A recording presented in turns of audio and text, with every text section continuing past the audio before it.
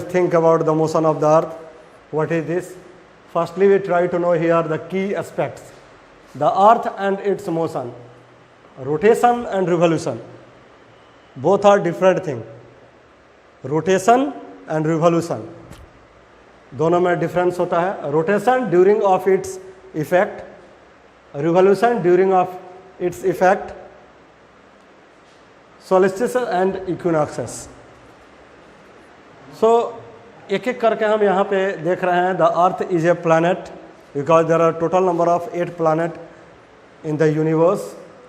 We have already discuss with you in the previous chapter. Like other planets of the solar system, the earth is also get heat and light of the sun from the sun. All the planets perform 2 types of motion. They also rotate on their axis and revolve around the sun on the fixed elliptical path called orbit. Elliptical path एक तरह से अंडाकार रास्ता होता है जिसमें planets move in different orbits. So orbit is a path in which planets moves. These two movements, rotation and revolution, influences the earth in many ways. Let's study about the motion of the earth. Rotation and revolution, completely different thing. One is around the axis, another is moves in the orbit, in their orbit. So आपको confuse यहाँ नहीं होना है कि sir rotation क्या है, revolution क्या है. ठीक है, दोनों में डिफरेंस है and both are given here. एक एक करके हम यहाँ पढ़ेंगे भी. दोनों चीज़ यहाँ दिया हुआ है. की question is here, the sun is the source of light. As we already know that sun is the best source of light on the earth surface, but it is stationary. How do the different part of the earth get light as it is a sphere. Sphere इसलिए कह रहा है कि earth is looks like a sphere. So the first topic is given here. What is rotation? क्या है rotation, पहले हम इसको जानेंगे, फिर जानेंगे what is revolution. So rotation is what? The movement of earth on its axis is called rotation. क्योंकि अर्थ का आप देखेंगे यहाँ पे, ये अर्थ है, इसका एक एक्सिस है. The upper point is called north pole, the lower point is called south pole. Okay? और अपने एक्सिस के रेस्पेक्ट में अर्थ जो मूव कर रहा है, when earth moves around their own axis, this is called rotation. Given here, the earth is a sphere that rotates on its axis. It completes one rotation in 24 hours. Maybe anyone asked to you in 24 hours how many times earth is rotates around their axis. So the right answer is what? In 24 hours, one rotation. Okay? Rotation causes day and night. मैंने कितने बार ये question बच्चों को देखा है, पूछते हैं बच्चे कि what's the reason behind the day and night? What is the reason for changing the weather and climate? Season. So this is a question, important question, and the same question is related with the same chapter. So this is very important question. Sir, how the day and night changed per day and what is its reason behind it? So the reason is rotation. Earth rotates around their axis. One rotation in 24 our, 24 घंटे में एक rotation पूरा कर लेता है. और उसी में क्या होता है, दिन और रात होता है, day and night. This is given here. तो एक क्वेश्चन हुआ कि डे एंड नाइट किसके कारण होता है, फॉर द रोटेशन और आफ्टर द रिवोल्यूशन. सो आपको आंसर बताना है कि rotation. Okay, another is given here. The axis is an imaginary line because on the globe all the lines are imaginary. काल्पनिक है, वास्तविक नहीं है. मतलब globe is a small model of earth. तो आप उसमें पूरी दुनिया को इतना छोटा दिखा रहे हैं, तो आप उसमें एक्चुअल लाइन नहीं दिखा रहे हैं, एक इमेजिन कर रहे हैं, कल्पना कर रहे हैं कि इस तरह से होगा। तो this is imaginary line titled in a fix direction making an angle of 66.5 degree to its orbital plane. ये भी क्वेश्चन आता है कि ऑर्बिटल प्लेन में कितना डिग्री पे है, हिंदी में आता है कक्ष पे और अक्ष पे, अपने ऑर्बिट में कितने डिग्री पे, तो 66.5 डिग्री, अपने एक्सिस के रेस्पेक्ट में कितना पे, तो 23.5 डिग्री। ओके, याद रखना है, दोनों चीज दिया है यहाँ, both are given here. Making an angle of 66.5 degree to its orbital plane and 23.5 degree of its vertical.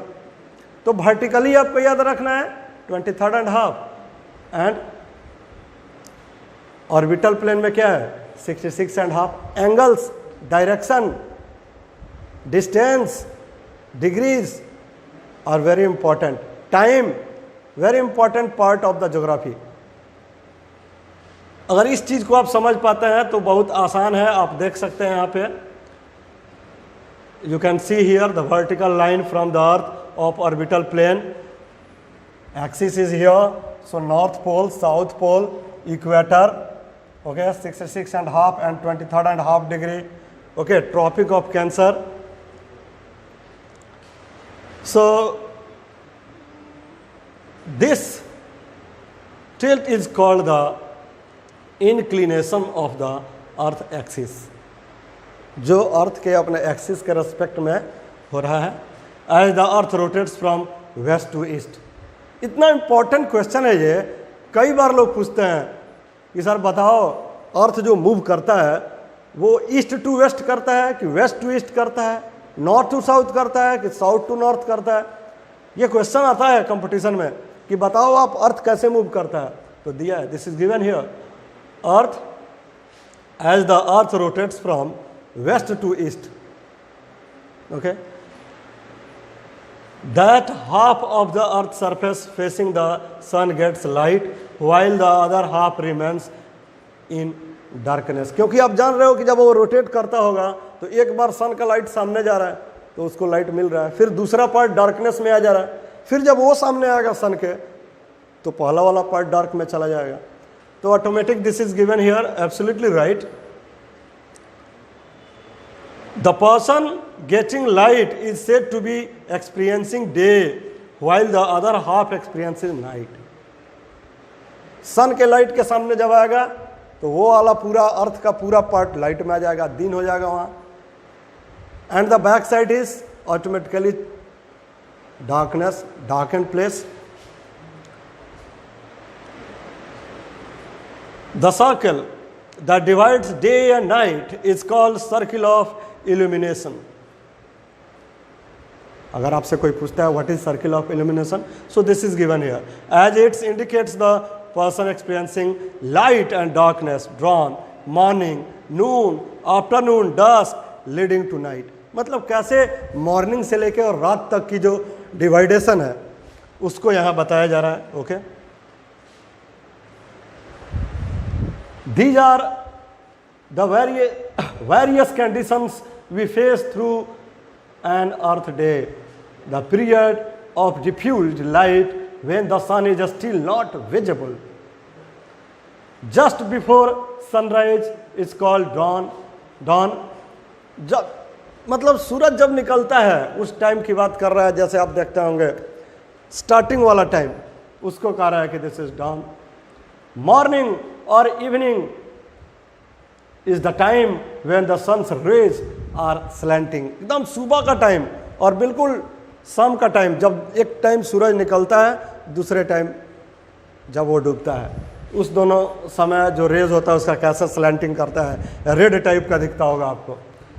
This is followed by noon when the sun is directly overhead. जब बिल्कुल सन उसके बीचों बीच रहता है उसको कह रहा है नून, दोपहर का time. Inside, Japan is called the land of rising sun and the Norway is called the land of midnight sun। ये जनरल नॉलेज का VVI क्वेश्चन है कि आप बताओ उगते सूरज का देश कौन सा है और डूबते सूरज का देश, या कौन सा है, या पूछता है मध्य रात्रि की सूरज कौन से देश को कहा जाता है. So there are two answers given here. Which country is known as the land of rising sun? The right answer is Japan. The land of midnight sun. So the right answer is Norway. So there are two questions related for the same topic. As the sun moves away, we experience afternoon followed by evening and sunset. कैसे morning से लेके उसके बाद afternoon, evening, night, कैसे change होता है time. जैसे जैसे अर्थ मूव कर रहा है वैसे वैसे टाइम भी चेंज हो रहा है. Before its gets dark and this is called dusk. जब टोटली लाइट गायब होने लगता है, एक तरह से नाइट हो जाता है. फिर दूसरे साइड सेम सिचुएशन होगा. Places near the equator have almost equal day and night through out the year and also experience longer period of dawn and dusk. As we move towards the poles, the length of the day and night changes depending on the seasons. Because season are totally depend on the revolution. This is the next topic given in this book. Season is here. Okay, in the next topic we will study about this. Okay. So let's find out why Norway is called the land of midnight sun. You try to find the answer of this question. Which state in India received the early rays of the sun and why? India में कहाँ पे सबसे पहले receive लोग raise को करते हैं, सन के रेज को, और क्यों? If the earth did not rotate, the person facing the sun would always be warm and experience daytime, while the other half would be darkened and remain extremely cold. In both cases, it's not possible to sustain life. Because for the life existence, light is very important. Light gives us capacity to see an object. So, it's very important.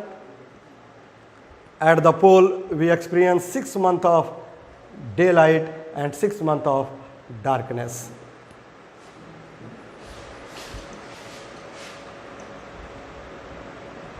Leap year से पहले भी एक topic है revolution, rotation and revolution. This is the main starting topic of this chapter. Revolution, rotation when earth moves around their axis west to east. So this is called rotation. Day and night situation is happened with the help of rotation of the earth with respect to their axis. But the another topic is given here, revolution. परिभ्रमण, जब अर्थ अपने orbit में move करता है जिससे season बदलता है. आप देख रहे हो यहाँ the earth movement around the sun is elliptical orbit is called revolution. Elliptical orbit इसलिए कहा जा रहा है कि वो अंडाकार होता है. Elliptical orbit is a just like path in which the planet moves.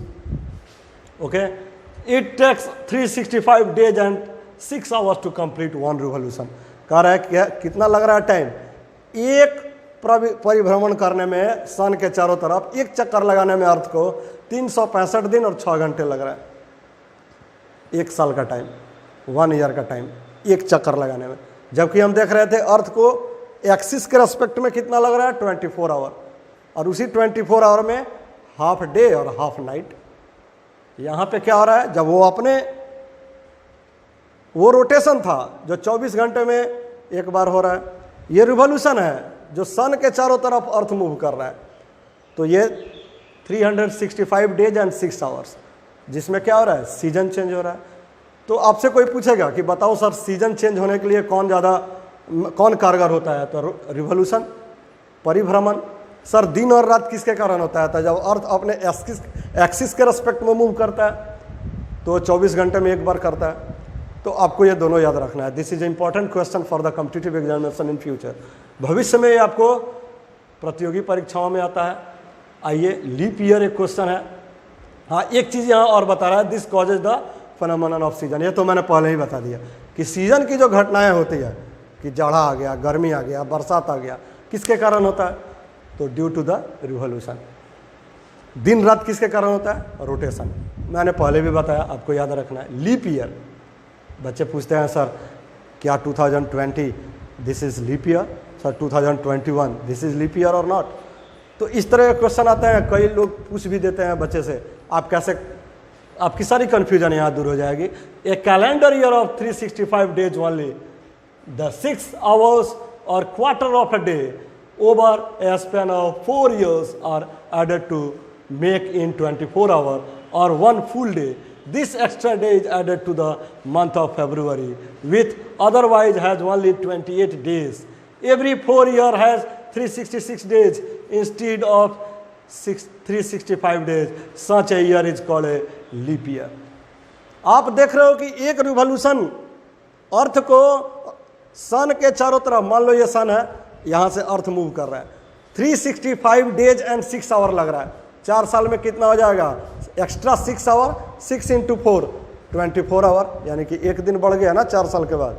वहीं 4 साल का जो एक दिन बढ़ गया तो हर चौथे साल क्या हो जाएगा?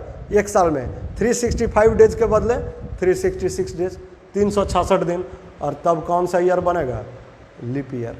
So this is called the leap year, as the earth goes around the sun an elliptical orbit. This is already we know. Earth moves around the sun in different circular, not circular, elliptical orbit. Its axis is always remain inclined in the same direction. Means direction are always same. Okay. Key question is here. A year has only 365 days. What happens to the 6 hours? You try to find the answer. I am already discussed with you about this. Season. Another topic is here. The change in the position of the earth around the sun causes changes in season. Because the position of the earth is not always similar. As we know, rotation and revolution always cause for the changing of position, especially for earth. So this is absolutely right. There are 4 main seasons. First is summer, another is autumn, third is winter, and fourth is spring. Approximately in 1 year, on the basis of geography, we can divide simply the total time for the year in 4 seasons: summer, autumn, winter, and spring. These seasons are marked by the change of the temperature condition and the duration of day and night, because the temperature are not similar everywhere on the earth's surface. We have already know that, yes, in the different part of the earth having different temperature. Near about the pole, this is called frigid zone. Another part is called torrid zone. Another part is called temperate zone. So, the different part of the earth having the different temperature. So, of course, temperature makes a different causes for the changing of season. Its importance is very much. So, duration day and night inside. The Eastern Sahara is the sunniest place on the earth with sunshine for over 90% of all daylight hours. एक example दे रहा है आपको कि सहारा, आप जानते हैं Africa में Sahara desert है दुनिया की सबसे बड़ा, अगर पूछा जाए the largest desert in the world, so Sahara desert. The right answer is the coldest desert of the earth, अगर पूछा जाए Gobi desert in Mongolia. The hottest desert in India, so the right answer is Thar desert in Rajasthan. The coldest desert in India is so Leh Ladakh in Jammu Kashmir in India. तो आपको ये सारी चीज़ें, basic चीज़ें आपको याद रखना है. Solstice on June 21, the northern hemisphere is tilted towards the sun and sun rays fall directly on the tropic of cancer. वहाँ पे जो ट्रॉपिक ऑफ कैंसर है, जो मैंने आपको पहले लेक्चर में बता भी रखा है, जो इंडिया के बीचों बीच जा रहा है, वहाँ पे डायरेक्टली पड़ता है sunlight. Regions lying near the tropic receives more heat as compared to the area near the poles. Pole के नियर में, उसके नज़दीक में जो टेम्परेचर है, पोल के नज़दीक में, उसके तुलना में ज़्यादा टेम्परेचर वहाँ ट्रॉपिक ऑफ कैंसर पर उस टाइम पड़ रहा है। 21 जून बता रहा है। So where the rays are slanting, क्योंकि वहाँ ज़्यादा, ये पूछा जाता है कि सब बताओ सबसे ज़्यादा मतलब बड़ा दिन कौन सा होता है, आप बता सकते हो। सबसे छोटा दिन दिसंबर में कब होता है, आप बता सकते हो। आगे पढ़ना भी है, दिन और रात दोनों कब बराबर होता है, मार्च और सितंबर में कितने डेट को होता है, आगे पढ़ना है आपको। तो ये सारी चीज़ें, कब सबसे बड़ा दिन कौन है, सबसे छोटा दिन कौन है, ठीक है, कब दिन और रात दोनों बराबर होते हैं, तो एक चीज़ यहाँ पे बताया 21 जून। The north pole is okay. फिर इसके बाद हम लोग नेक्स्ट वीडियो में देखते हैं second lecture, second part of the same chapter.